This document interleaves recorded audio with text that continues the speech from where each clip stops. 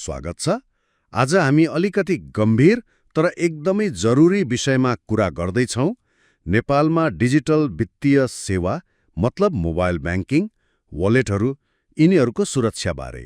हो, यी सेवाहरूले जीवन सजिलो त बनाएको छ, तर जोखिम पनि सँगसँगै आएका छन् नि, होइन? त्यही त। खास गरी फिसिङहरू बढेको सुनिन्छ। आज हामी यसकै बारेमा अलिक गहिरिएर कुरा गर्नेछौँ। हाम्रो छलफल नेपाल राष्ट्र ब्याङ्क, अरू ब्याङ्कहरू अनि वालेट कम्पनीहरूले दिएको जानकारीमा आधारित हुनेछ।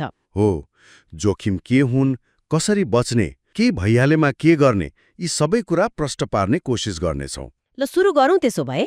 ल, सबैभन्दा पहिले खतराहरूकै कुरा गरौँ न। यो फिशिङ भनेर सुनिन्छ नि खुब, के हो यो खासमा? फिसिङ भनेको चाहिँ कसरी भनौँ, तपाईलाई झुक्क्याएर तपाईको ब्याङ्क वा वालेटको लगइन विवरण जस्तै युजरनेम, पासवर्ड, पिन नम्बर चोर्ने तरिका हो। कसरी गर्छन् त यो? प्राय जसो चाहिँ नक्कली वेबसाइटको लिङ्क पठाउँछन्। त्यो हेर्दाखेरि सक्कली ब्याङ्कै जस्तो देखिन्छ। हो र?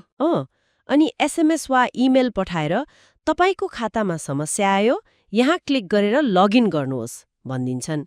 तपाईले क्लिक गरेर आफ्नो विवरण भर्नुभयो कि त्यो जानकारी उनीहरू कहाँ पुग्छ। ओहो, अनि त्यसपछि त खाता नै खाली। त्यही हो, एकदमै होशियार हुनुपर्छ। डर लाग्दो रहेछ। केवाइसी विवरण सुरक्षित राख्नु अनि सिम हराए वा अचानक बन्द भए तुरन्तै सोधपुछ गर्नु एकदमै जरुरी छ। मतलब यो केवाइसी अद्यावधिक राख्नु पनि महत्त्वपूर्ण भयो। एकदमै। अनि अर्को कुरा, त्यो गुगल प्ले स्टोर वा एप स्टोर बाहेक अन्त कतैबाट अपरिचित लिङ्कबाट ब्याङ्किङ एप डाउनलोड गर्नु हुँदैन। नक्ली एप हुन सक्छन्। नक्ली एप पनि हुन्छ र? हुन्छ नि। त्यस्ता एपले फोनमा मलवेयर मतलब भाइरस जस्तै हानिकारक सफ्टवेयर हालिदिन सक्छ, जसले तपाईँको पासवर्ड, पिन सबै चोर्न सक्छ। अनि त्यो पब्लिक वाइफाईको कुरा नि सित्तैमा पाइयो भनेर चलाइहालिन्छ नि। त्यो पनि जोखिमपूर्ण छ। खास गरी ब्याङ्किङ कारोबार गर्दा त सकेसम्म पब्लिक वाइफाई चलाउनु हुँदैन। कमजोर नेटवर्क भयो भने म्यान इन द मिडल आक्रमण हुन सक्छ। म्यान इन द मिडल त्यो भनेको? मतलब तपाईले पठाएको जानकारी बीचमै अरूले हेर्न वा चोर्न सक्ने अवस्था। ल, जोखिम त धेरै रहेछन्। अब यस्तोबाट बस्न के गर्ने त? खाता बनाउँदा वा चलाउँदा के कुरामा ध्यान दिन पर्यो? कम्तीमा पनि 12 अक्षरको हुनु पर्यो, अनि त्यसमा ठूलो अक्षर, सानो अक्षर, नम्बर अनि विशेष चिन्हहरू जस्तै @ ह्याश, $% यस्ता कुराहरू मिसाएको हुनुपर्छ। ओहो, 12 अक्षर अनि नाम जन्ममिति जस्तो राख्नु भएन? त्यो त अनुमान गर्न सजिलो भइहाल्यो नि। त्यस्तो कहिले नराख्नुहोस्। अलि अप्ठ्यारो तर सम्झिन सकिने खालको बनाउनुपर्छ। ठिक हो, पासवर्ड त भयो, तर आजकल पासवर्ड मात्रै काफी छैन भन्छन् नि। हो, बिल्कुल। त्यसैले दोस्रो महत्त्वपूर्ण कुरा टु फ्याक्टर अथेन्टिकेसन, जसलाई 2FA वा MFA पनि भनिन्छ। यो 2FA ले के गर्छ खासमा? यसले तपाईको पासवर्ड चोरी भइहाले पनि अर्को एउटा सुरक्षा तह थप्छ।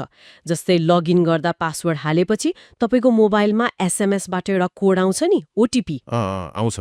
हो, त्यो कोड नहालेसम्म लगइन हुँदैन। कतिपय एपमा औँठा छाप वा अनुहार छिनेर लगइन गर्ने बायोमेट्रिक सुविधा हुन्छ। त्यो पनि एकदमै राम्रो हो। ठिक हो। अब कारोबार गर्दा नि पैसा पठाउँदा यताउता गर्दा? पैसा पठाउँदा त एकदमै होशियार हुनुपर्छ। जसलाई पठाउने हो उहाँको खाता नम्बर र नाम मिलेको छ कि छैन 2 पटक 3 पटक जाँच्नुहोस्। हतार गर्नु भएन। कहिलेकाहीँ हतारमा गलत नम्बरमा जान्छ। हो नि। अनि अर्को कुरा, अघि भने जस्तै सार्वजनिक वाइफाईमा ब्याङ्किङ कारोबार नगर्ने। गर्नै पर्यो भने मोबाइल डेटा प्रयोग गर्ने वा VPN भन्ने हुन्छ, त्यो प्रयोग गर्दा अलि सुरक्षित हुन्छ। VPN त्यो भर्चुअल प्राइभेट नेटवर्क हो। अनि कुनै पनि शङ्कास्पद लिङ्क, चाहे त्यो एसएमएसमा होस्, इमेलमा होस्, मेसेन्जरमा होस्, कतैबाट होस्, लोभ देखाएर आएको होस्, त्यसमा क्लिक गर्दै नगर्ने। ठिक हो। अरू केही टिप्स छन् कि? आफ्नो मोबाइल फोनलाई पनि सुरक्षित राख्नु पर्यो। कसरी? एपहरू सधैँ अपडेटेड राख्ने, अपरेटिङ सिस्टम अपडेट गर्ने, अनि एउटा राम्रो मोबाइल एन्टिभाइरस सफ्टवेयर राख्ने, अनि त्यो फोनलाई जेल ब्रेक वा रुट गर्ने भन्छ नि, त्यो नगर्ने। किन? त्यसले के फरक पर्छ र? त्यसले फोनको आफ्नै सुरक्षा प्रणालीलाई कमजोर बनाइदिन्छ। अनि फोनमा स्क्रिन लक त अनिवार्य चाहियो। पिन, पासवर्ड, प्याटर्न वा औँठा छाप जे सजिलो लाग्छ, तर लक चाहिँ हुनै पर्छ। ल, यति धेरै सावधानी अपनाउँदै पनि मानौ न कसैको पैसा चोरी भयो। उहुँ, त्यस्तो भइहाल्यो भने के गर्ने त तुरुन्तै? हो यो एकदमै नाजुक अवस्था हो। हाँ। सबैभन्दा पहिलो काम 1 मिनेट पनि ढिलो नगरी तुरुन्तै आफ्नो ब्याङ्क वा वालेट कम्पनीको ग्राहक सेवामा फोन गर्ने अनि खाता तुरुन्तै ब्लक गर्न लगाउने, पैसा अरू कतै पठाउन नसकोस् भनेर।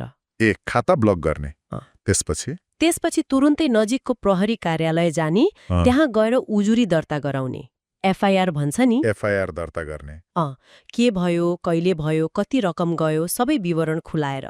अनि आफूसँग भएको प्रमाण जस्तै त्यो ठगी गर्ने मेसेजको स्क्रिनशट, कारोबारको विवरण, यस्ता कुराहरू प्रहरीलाई दिने। अनि ब्याङ्कलाई नि? ब्याङ्क वा वालेटलाई पनि फोनमा भनेर मात्र हुँदैन, लिखित निवेदन वा इमेल पनि पठाउनु पर्छ, घटनाको पूरा विवरण र प्रमाणहरू सहित। अनि अर्को महत्त्वपूर्ण काम, तुरन्तै आफ्नो पासवर्ड, एमपिआइएन अनि 2FA सेटिङहरू सबै परिवर्तन गरिहाल्ने। आफ्नो पैसा फिर्ता पाउन वा अरू क्षति हुनबाट जोगिन यो गर्नै पर्छ। एउटा कुरा सोध्न मन लाग्यो, कतिपय मान्छेहरूलाई लाग्छ नि मोबाइल ब्याङ्किङ त एकदमै सुरक्षित छ, केही हुँदैन भनेर। यो साँच्चै हो त? होइन, यो एउटा भ्रम हो। 100% सुरक्षित भन्ने कुरा डिजिटल दुनियाँमा केही पनि हुँदैन।